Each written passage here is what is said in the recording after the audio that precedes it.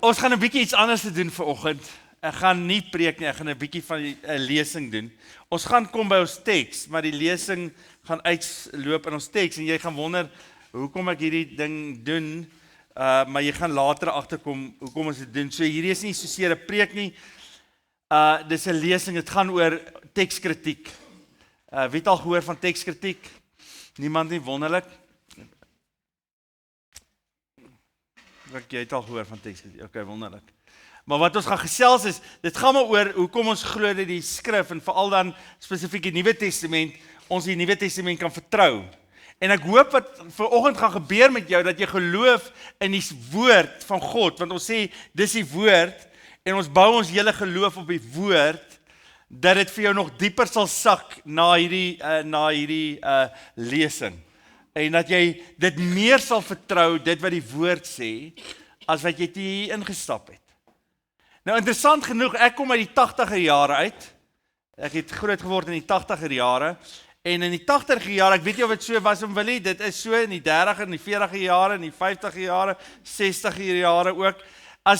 Hoekom het jy geglo die Bybel is waar? Want jou maat vir jou gesê, en die dominee sê, is dit nie so nie? Dis hoekom jy dit geglo het, en die hoof glo daaraan, en almal glo, en almal is gelowiges. En jy geweet, in 80er jare was daar nie een ongelowige in die hele Suid-Afrika nie. Almal het geglo, en almal het geglo die Bybel is waar, want die Bybel sê so, en jy hoef nie eers te sê, hoekom die Bybel waar is, jy moet net sê, die Bybel sê so. En jy hoef nie die teksvers aan te haal nie, as jou ma gesê, die Bybel sê so, dan het die Bybel so gesê, en dan het jy dit gedoen, nee. Ons leef in 'n ander tyd 'n bietjie, en hier's 'n klomp studente en jong mense in ons gemeente, wat net amazing is. Ek is altyd net verbaas oor die hoeveelheid mense, jonger mense wat hier is, maar hulle word groot in 'n ander era, jy hoor nie meer wat jou ma, as jou ma sê, die Bybel sê, kan ek gaan net AI, en of jy reg is, verstaan jy, dat die Bybel dit wel sê, dis die eerste vraag, en die tweede vraag, hoe kan ons die Bybel vertrou? Dis al 2000 jaar teruggeskryf, en hoe weet ons in elk geval, wat daar sê? Nou wat ek gaan doen is, vandag se lesing gaan uitval, Lisa, in 'n groter gesprek in die derde kwartaal, gaan ons die hele aand hê van tekskritiek. Wie's opgewonde daaroor? Alright, ons gaan 'n hele aand daaroor hê. So as jy 'n bietjie van 'n nerd is, en jy hou van tekskritiek, dan moet jy daai aand bywoon. Ons gaan praat tot ons klaar gepraat is. So dit gaan 'n baie interessante diskussie wees. Hoekom kan ons die Bybel vertrou? So hier is 'n stater daarvoor. Net gou vinnig. Julle weet wat die kanon is? Kanon is. Of is ek heeltemal, die kanon is maar net die Bybel soos dit ons vandag het. En so, baie mense sal sê, wel, is daar nie ander boeke wat by moet kom by die kanon nie? Nee, en het Konstantin in die 3de en die 4de eeu vir die kerk gemanipuleer om die Bybelse boeke in te sit, wat hy gedink het daar moet wees? Nee, maar die bottom line is, hoekom het ons die boeke, al van die Nuwe Testament wat ons vandag het, is die volgende. Die kerk het besluit, dat hulle hierdie boeke, hierdie manuskripte wat geskryf is, het hulle die keuse wat hulle gemaak het op die manuskripte wat hulle gaan hou, wat geïnspireerd is die mense wat die nabyste aan Christus was. Vir die vroeë kerk was die akkuraatheid van die manuskripte wat hulle skryf en wat hulle gesê is oor Jesus, die belangrikste deel.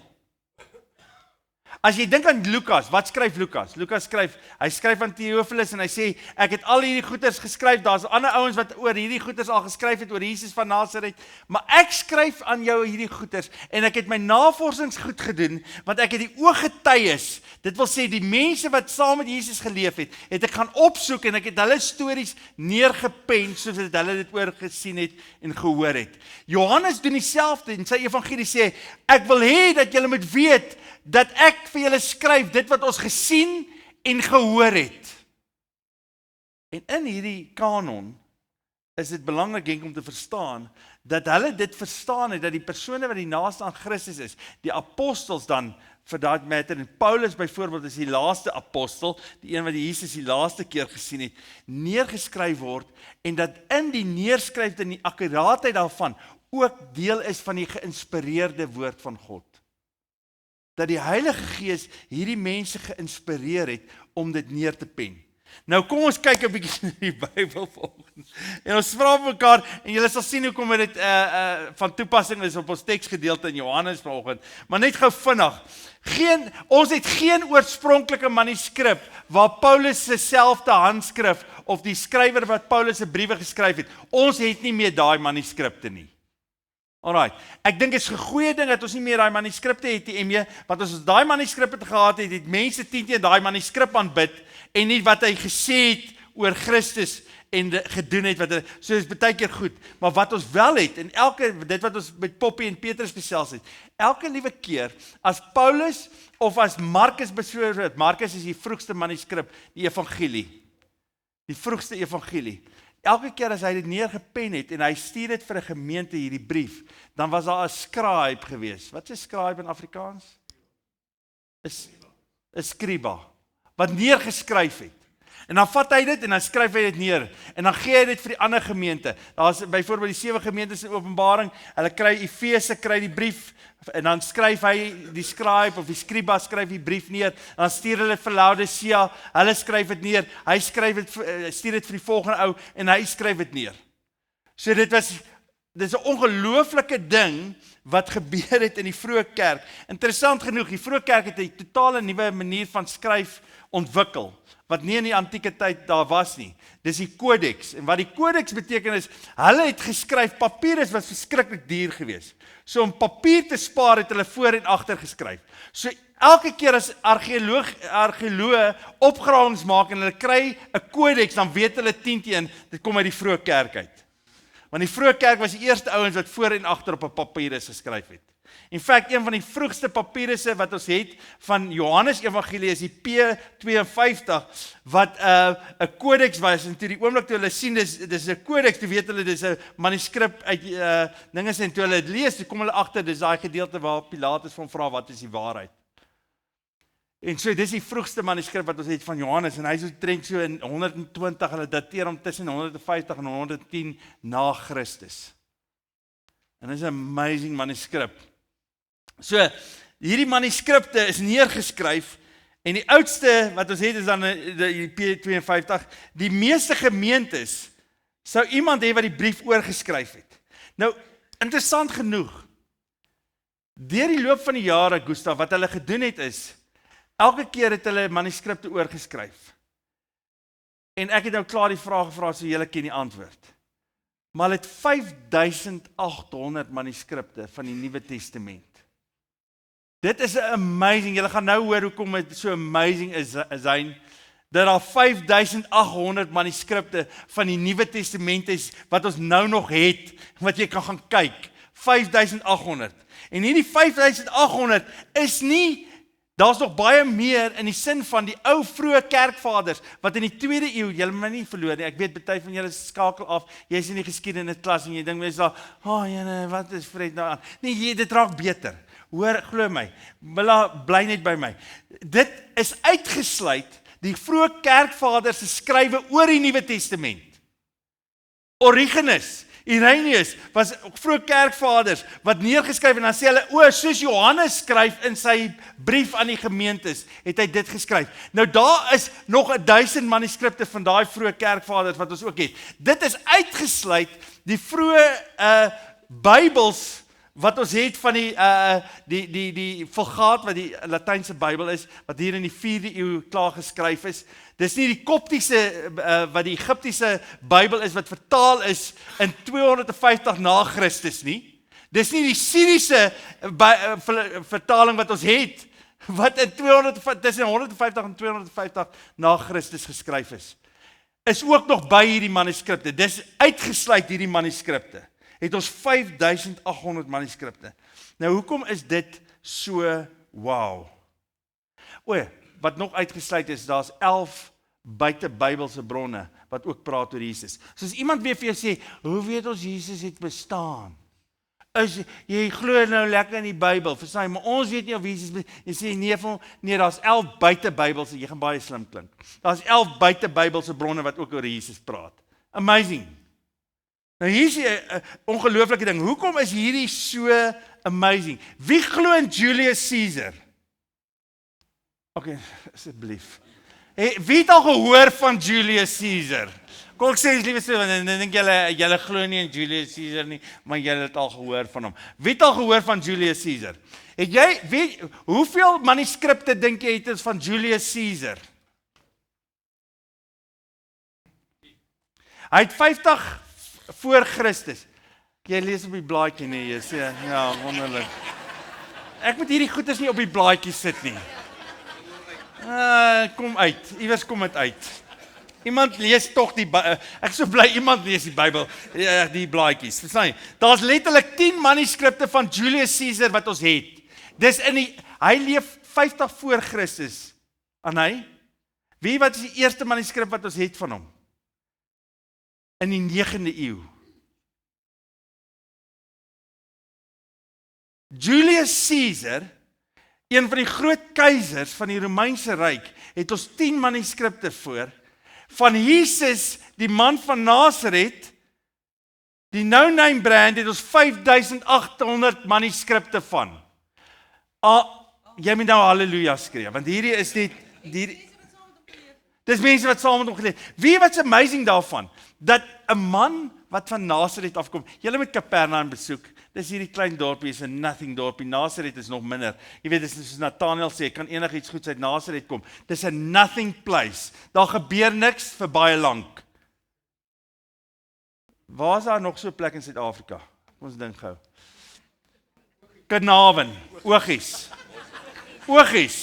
Hulle het sê van Ogies, daar 3 weke niks gebeur nie, en praat mense 4 weke daaroor. Dis min of meer Kapernaum, daar's niks nie. En daar het 'n man gewoon, Jesus van Nazareth, en mense het gedink is so belangrik dat daar neergeskryf moet word alles wat hy gedoen het, dat daar 5800 manuskripte oor hom is wat ons vandag nog het. En van Julius Caesar, die grootste keiser van die Romeinse Ryk, het ons 10 oor. En mense praat oor Julius Caesar asof hulle hom persoonlik geken het. En van Jesus sê hulle, ja, maar ons weet nie regtig nie. Verstaan jy, hoe weet ons nee. Alright. So dis amazing. Die keiser teen die man van Nazareth. Nou hier is die vraag. Die vraag wat baie mense vra in hierdie gedeelte is, hoe weet ons daar's nie foute gemaak nie? Jy weet? En nou, as hulle praat oor mense wat foute maak, dan gebruik hulle wat se voorbeeld? Oor kopiëring. As iemand neergesê, dan gebruik hulle die telefoon game. Onthou jy die telefoontjie game? Nee? Jy sê vir iemand, Frits, nou gaan ons so om, en ek het vir hom gesê, die Here het hom lief, maar as hy agterkom, dan is dit Betty gaan skool toe, verstaan jy? Dis hoe dit werk. So hoe weet ons dat die Bybel nie soos telefoontjie weet? Hoe weet ons die Bybel is nie soos telefoontjie nie? As ek vir jou hier neergeskryf het, want so lief het God die wêreld gehad dat hy sy enigste seun gegee het. En ek sê vir jou, okay, skryf dit neer en jy skryf dit neer, jy gee vir haar. Op die einde van die dag, wat dink jy gaan aan die ander kant uitkom? Dieselfde. Want is anders as wat jy praat, as wat jy neerskryf. Dis hoekom die vroeë kerk verstaan het, dat hulle moet neerskryf en nie die oral traditions moet hê nie, maar dat hulle moet neerskryf, want as jy neerskryf, hier is die interessante ding van die 5800 manuskripte wat ons het, is ons kan teruggaan na die vroegstes toe. En dan kan ons agterkom waar ouens foute gemaak het. En ons weet, dat sekere ouens iets bygevoeg het. Want nou kry jy 'n scribe in die 6de eeu, hy skryf die brief oop, maar hy dink by homself, hy wil net hier 'n aantekening maak. Wie van julle maak aantekeninge in julle Bybel? Jy mag maar, want jy het nou die drukpers. Alright. Maar in daai tyd as 'n scribe dit neergeskryf het, en hy maak aan die kant 'n nota, en hy sê, dis baie interessant, dan word daai ingeskryf in die volgende manuskrip ook. So in die 6de eeu kry ons 'n manuskrip, wat sê, dis baie interessant, en dan dink ons by onsself, alright, maar hierdie maak nie sin nie, en dan wat doen hulle? Gaan na die vroeë manuskrip toe, en dan sê ons, dis uitgelaat daar. En dis hoe ons weet, dat sekere goed is baie keer ingevoeg is. Byvoorbeeld die monastiese era, in die 9de en die 10de eeu, kry jy baie dat daar staan, met gebed en vas. Want daai ouens het baie lekker gevas, hulle het gehou van vas. Maar in die vroeë manuskripte kom die woord vas nie voor nie. Hoe weet ons dit? Want ons kan dit terugtreis na die vroeë manuskripte en besef, dis 'n invoeging, want die monnik van daai tyd het gedink by homself, kom ons sit net hier ietsie by. Skryf ons by. Nou weet ons is ingevoeg. It's amazing. So ons kan terugtreis na die oorspronklikes toe van Petrus en ons kan sê dis wat hulle geskryf het. Dis 'n amazing ding. Ons het die oorspronklike is nie in terme van Paulus nie, maar ons kan terugtrek. En hoekom dit so belangrik is dat daar so baie manuskripte is, as jy 2 of 3 manuskripte het en een maak 'n fout, dan kan ons nie terugtrek na wat fout was nie en wat oorspronklik was nie. Maar nou is daar 5800 plus die Vulgaat, plus die Koptiese vertaling, plus die Syriese vertaling, plus die kerkvaders, en ons kan terugtrek na daai toe en sê, hierdie is dit wat Christus gesien het, en dis wat Johannes getuig het van, en dis wat hulle gesien en gehoor het. So vanoggend wil ek vir jou sê is, as jy ooit gewonder het, en as jy ooit gegoogel het, of as jy ooit op 'n YouTube channel gekom het, en ons gaan daai aand nog baie lekker gesels oor die spelfoute, want jy kry soos iemand soos Bart Ehrman, wie het al van Bart Ehrman gehoor? Hy is 'n Nuwe Testamentikus, een van die prominentste Nuwe Testamentikuste in die wêreld op hierdie stadium, maar hy's 'n ateïs. En interessant genoeg, hy glo in Jesus. Hy glo dat daar Jesus was. Maar hy sê, "Ag, daar's so baie foute in die Bybel, daar's oor die 300,000 foute in die Bybel gemaak, in die Nuwe Testament alleen." Nou wat hy nie sê nie, as hy met Habermas in debat tree is, hy sê nie vir die mense, dat dit meeste van daai 99% van daai spelfoute nie. En het niks te doen met die teologie nie. Want hier is die interessante ding van, as jy in Grieks vertaal, wat die meeste van die Nuwe Testament is in Grieks vertaal, as jy gedink het dit is in Hebreëus, dit is nie in Hebreëus nie. Ek weet daar's 'n klomp WhatsApp, YouTube channels wat sê, hulle het nou hierdie secret codes, want eintlik is die oorspronklike in Hebreëus geskryf, en jy kan dit, nee, is in Grieks, boys. Is nie in Hebreëus nie, maar hier is die interessante ding is, jy kan in Grieks, die man skop die bal, omtrent 1600 maniere verskillend skryf, en dit beteken nog steeds die man skop die bal. Hoe amazing is dit? So is dit 'n fout? Nee, dit is nie. Dit is net 'n ander manier van skryf. Nou, kom ons by ons gedeelte. Die gedeelte van Johannes 7 vers 53. En hierdie is baie keer gaan dit miskien vir julle wees, soos wat toe jy uitgevind het, Jesus is nie gebore die 25ste Desember nie. Vir wie was dit 'n skok? Op hulle stelsel. Okay? 'n skok op jou stelsel. Jy dink myself, ek het altyd gedog Jesus is gebore die 25ste Desember. En nou sê die ouens as hierdie jy weet Emmy sê verbaas. O, Kino, jy het ook nie geweet nie. Hy sê, ons gaan na die tyd met jou praat. Maar hier is die amazing deel, baie keer word jy geskok en jy dink by jouself, jene, my hele geloof staan op hierdie ding, dat Jesus gebore is op die 25ste Desember, en hy is nie, en nou moet ek hoor, miskien was dit, jy weet, hierdie snaakse ding van, jy weet, die son wat gedraai het, en mense wat die afgode aanbid het, en jy weet, daar's 'n klomp goeie daaroor, ons kan later daaroor praat, maar hierdie gaan min of meer dieselfde wees. Ek weet nie of in julle Bybels, in die onderafdeling staan daar, die volgende. Lees gou vir my, wie lees voetnotas? Enigiemand wat voetnotas lees? Okay, 'n advokaat sal 'n voetnota lees, nee. Enigiemand wat nog voetnotas lees? Lees gou daai voetnota. By H. Johannes 8. Johannes 7 vers 53 en tot Johannes 8 vers 11. Wat staan daar onder op die voetnota in die 83 vertaling? Volgens die gebruikte grondteks is Johannes 7 vers 53 tot 8 vers 11 eers later ingevoeg. Volgens die gebruikte grondteks in 7 vers 53 tot 8 vers 11 eers later ingevoeg. Wat beteken dit vir hierdie verhaal van hier? Dis die groot verhaal. Ek meen, wie ken nie die verhaal van die vrou wat gevang word en oorspel nie, en dan wil hulle haar doodgooi met klippe, en dan sê Jesus wat vir hulle? Die een sonder sonde, laat hy die eerste klip gooi. Hierdie is nie deel van die oorspronklike grondteks van Johannes nie. Johannes het dit nie geskryf nie.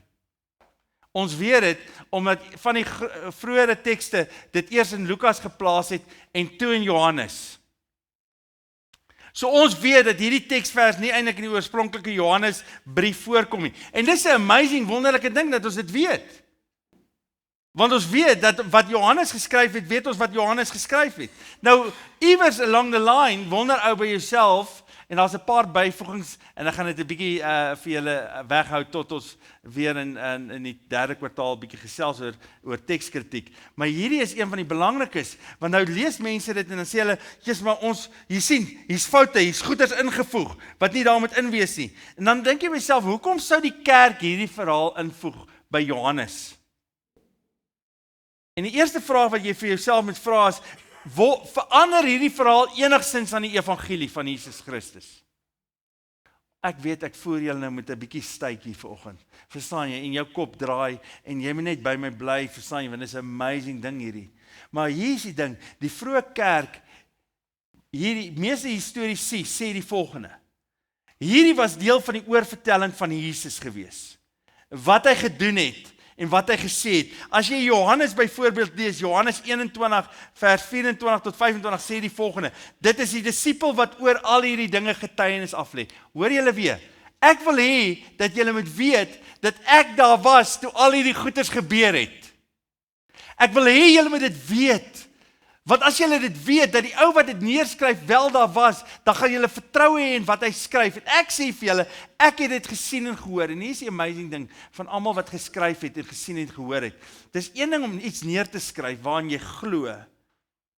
Dis 'n ander ding om iets neer te skryf wat jy gesien het en bereid is om daarvoor dood te gaan. Is dit nie so nie? Dis een ding om iets neer te skryf wat 'n interessante storie was, wat jy beteken, jy skryf dit neer en dis fine en alles. Dis 'n ander ding om iets op papier te sit wat jy weet jou lewe gaan kos. En Johannes skryf hier volgende, hy sê die volgende, hy sê dit is die disipel wat oor al hierdie dinge getuienis aflê en dit beskryf het. En ons weet dat sy getuienis waar is.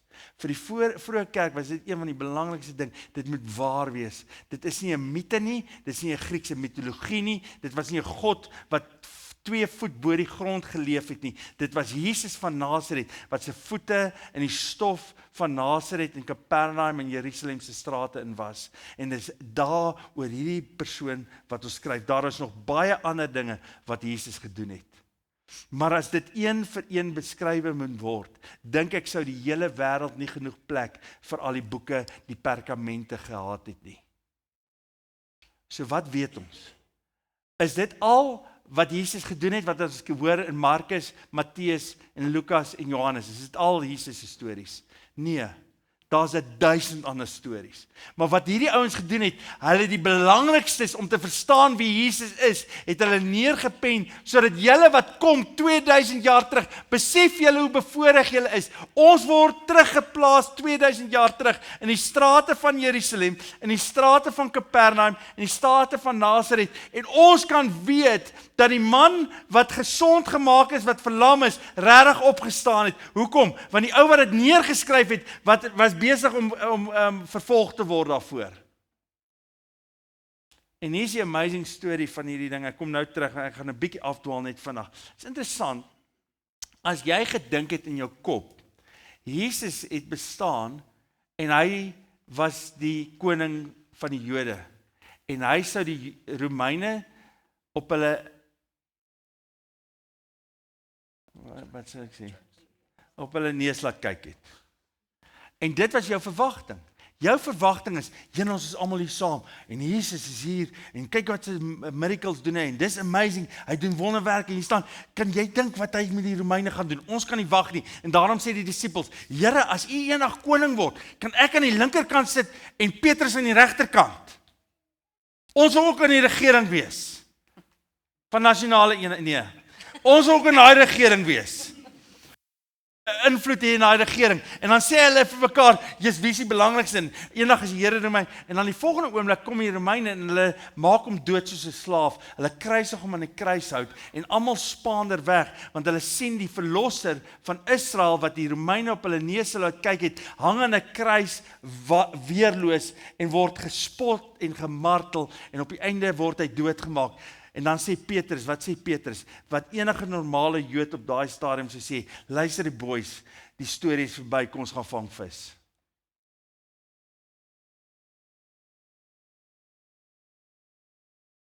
Tussen dit wat gebeur het aan die kruis, En 3 dae later wat gebeur het met die opstanding, het daar 'n earth-shattering ding gebeur, dat mense so bereid was om hulle lewe te gee, dat ons 5800 manuskripte het van die storie van Jesus van Nasaret en 10 manuskripte van Julius Caesar.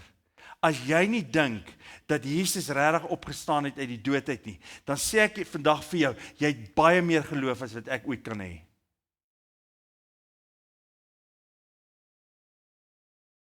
Dis die getuienis. En dan kom ons en ons sien hierdie gedeelte wat ingevoeg is, en dan sê ons mekaar, weet jy wat, ek is heeltemal rustig vanoggend om vir julle te sê, dat ek dink hierdie was deel van die oorlewing van die vroeë kerk, en dat hierdie storie so die evangelie embody, dat hulle gesê het, alhoewel dit nie neergeskryf is nie, moet ons dit iewers in die Bybel insit. Want dit is die mooiste verhaal van die evangelie van Jesus Christus. En so kom ons lees gou hierdie gedeelte.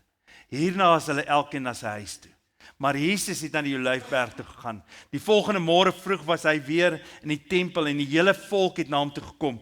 Hy het gaan sit en hulle geleer. Die skrifgeleerdes en die fariseërs bring toe 'n vrou. Interessant genoeg, hoekom hulle weet ook, grammaties is dit nie Johannes evangelie nie, want Johannes gebruik nêrens in sy gedeelte die skrifgeleerdes nie.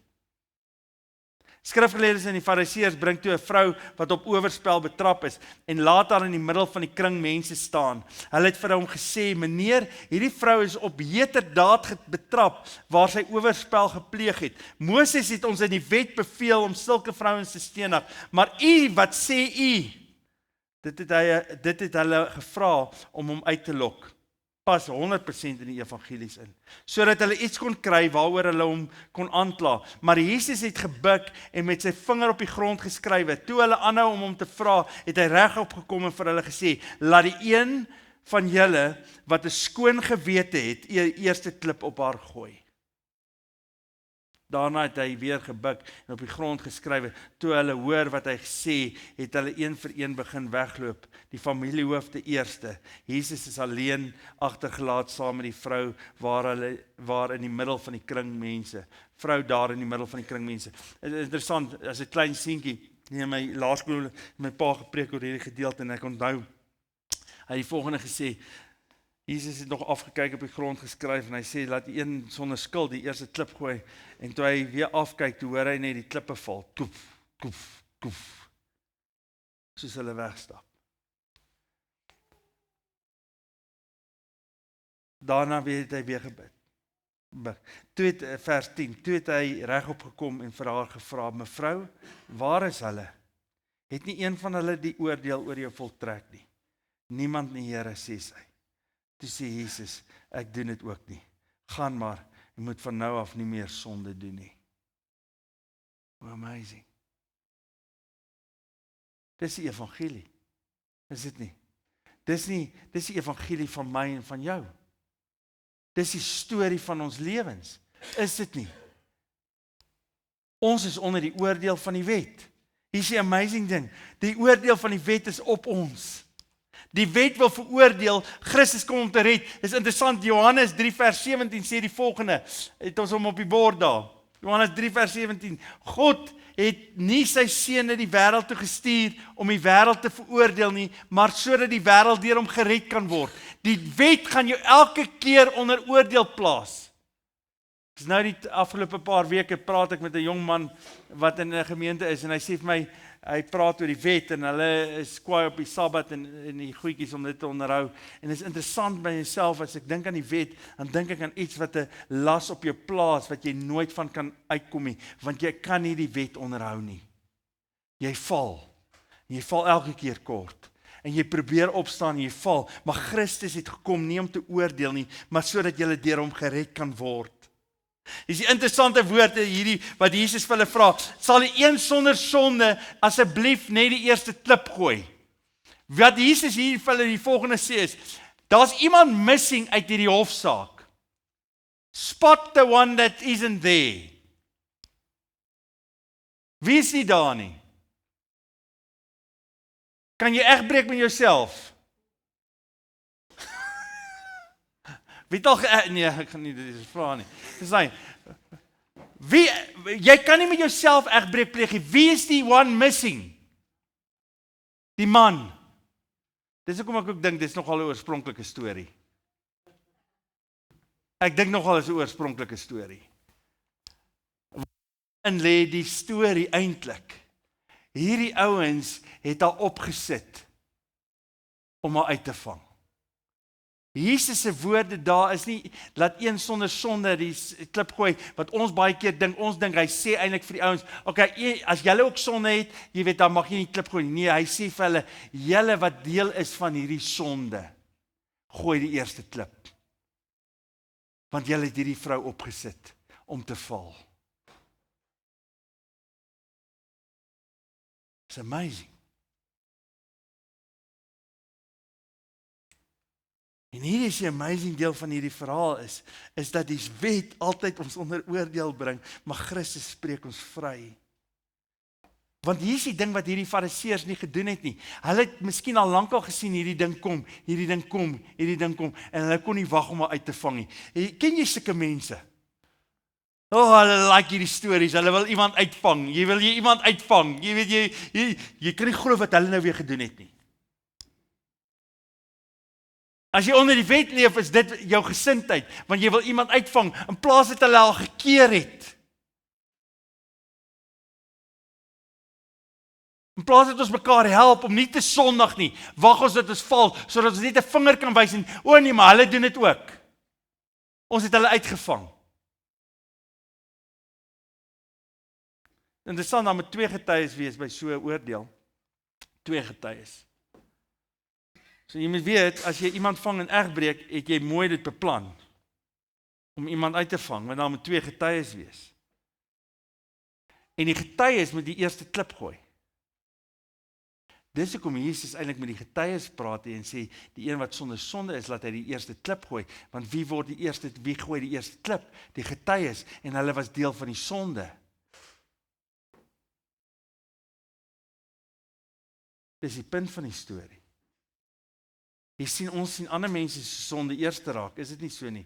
Ek kan jou presies sê wat iemand anders te verkeerd doen. Wie's goed daarin? Nee, kom asseblief, dit kan nie net ek wees nie. Ek's 'n baie goeie sonde uitkyker. Ek kan vir jou presies sê wat mense verkeerd doen. Enigiemand anderste? Okay, net ek. Steek op jou hande asseblief. Almal nou, steek op jou hande. Alright, want jy weet, jy's daai sondekyker. Jy weet dit. Kan jy glo, die taxis bestuur so sleg. Jy weet, jy moet sien wat hulle, terwyl jy 140 ry op die snelweg. Ek kan nie glo hierdie mense wat so bedrog pleeg in ons land nie. Ja, nee, ek gaan nie eers daaraan toe nie. So ons is baie goeie sonde uitkykers. En dan sê Jesus, okay, jy wat sonder sonde is, laat jy die eerste klip gooi. Want jy wil mos 'n getuie wees van mense se sonde, in plaas van die verlossing wat Christus gebring het. So gooi jy eers die klip. En dan wie loop eerste? Die oudstes. Die familiehoofde. Die oudste mense loop eerste. Neem Charles. Ek weet jy het baie al sonde gedoen. Verstaan jy? Hoe ouer jy is, hoe meer sonde doen jy. Verstaan jy? Jy het 'n hele reeks al. So wie loop eerste? Die oudste mense.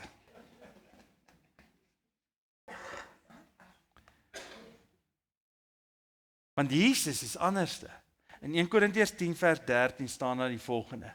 Geen versoeking wat meer is as wat 'n mens kan weerstaan, het julle oorval nie. God is getrou. Hy sal nie toelaat dat julle bo julle kragte versoek word nie. As die versoeking kom, sal hy ook die uitkoms gee sodat julle dit kan weerstaan. Dis die evangelie.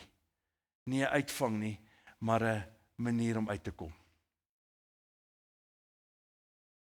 Om vry te kom. How amazing is dit? Dis die evangelie. Gaan Sondag nie meer nie. Dis die oproep van die evangelie. Ek veroordeel jou ook nie, maar gaan Sondag nie meer nie. Paulus skryf in Romeine 6, moet ek nou aanhou Sondag sodat die genade kan meer word? Beslis nie. So hou op Sondag. Dit vernietig jou. En vernietig jou verhoudings. Hou op Sondag. En as jy weer Sondag, kom bely, want ek is getrou en regverdig Ek sal jou sondes vergewe. So ver as dit die ooste van die weste af is, so ver verwyder hy ons oortredinge van ons.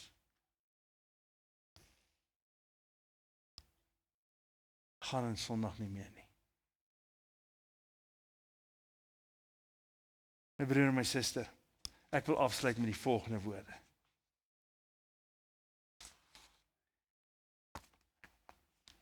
Ons kan dankie sê vir die woord. Hierdie woord wat ons het in ons hande en ons gebruik hom as 'n iewers as op 'n koffietafel om iets op te hou. My broer en my suster, hierdie is die woord van God. En dit is waar. En ons het in 1455 die eerste Bybel gedruk, die Gutenberg Bybel. En van toe af kon ons God se woord in ons huise kry. Ons moet hom nie gebruik as 'n ornament nie. Dis die krag van God, geïnspireer deur die Heilige Gees. 'n Mense wat bereid was om te sterf vir dit wat hier instaan. Hy is die opstanding en hy is die lewe. Amen. Amen. Vader, wat 'n wonderlike voorreg om te weet dat ons die oorspronklike kan kry van wat u gesê is en gehoor is. Vader, dit is asof ons in Nasaret self staan, dit is asof ons in Capernaum self staan, dit is asof ons in Jerusalem staan met die skrifgeleerders en hoor hoe hulle u wil vang en hoe u hulle uitoorlê met die genade. U het ons uitoorlê met die genade en met u liefde. Hoe wonderlik is dit nie? Dankie Here dat deur die eeue getroue mense hierdie skrif oorgeskryf het en oorgeskryf het en oorgeskryf het. Dankie vir manne soos Tyndale wat op die styk gebrand is, omdat hy die skrif in die mense se taal geskryf het, omdat hy die Nuwe Testament. Dankie vir Tyndale, dankie vir Luther, dankie vir Calvin. Dankie Here vir Irenaeus en Origenes.